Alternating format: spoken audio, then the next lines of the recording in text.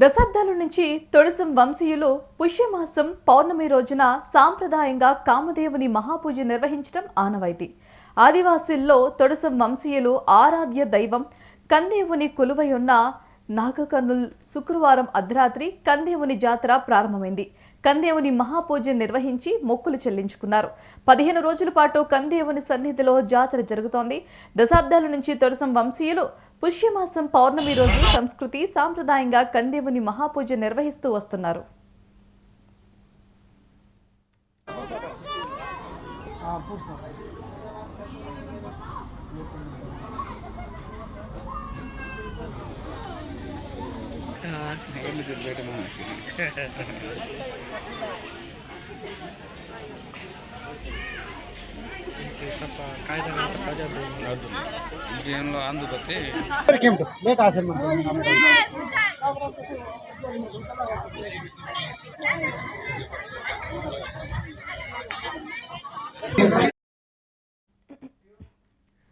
తొడిసం వంశస్థుల ఆరాధ్య దైవమైన కందేవునికి ఏటా పుష్య పౌర్ణమి సందర్భంగా ప్రత్యేక పూజలు చేస్తారు. దేవునికి నైవేద్యం పెట్టేందుకు నెల రోజుల ముందే ఆదివాసీలు ఇంట్లో నువ్వుల నూనె తయారు చేస్తారు.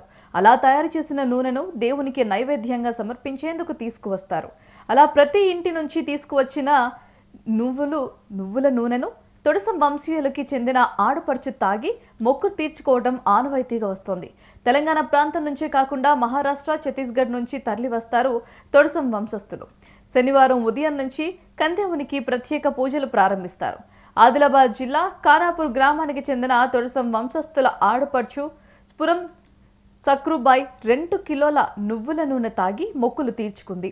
ఇలా మొక్కడం వలన సంతానయోగం, కుటుంబంలో అందరికీ మంచి జరుగుతుందని వారి విశ్వాసం. 100 ఏళ్లుగా ఈ ఆచారం వస్తుందని, తొడిసం ఆడపడుచులు 3 ఏళ్లకోసారి ఒకరు నువ్వుల నూనె తాగాల్సి ఉంటుందని ఆలయ కమిటీ సభ్యులు తొడిసం నాగోరపు తెలిపారు.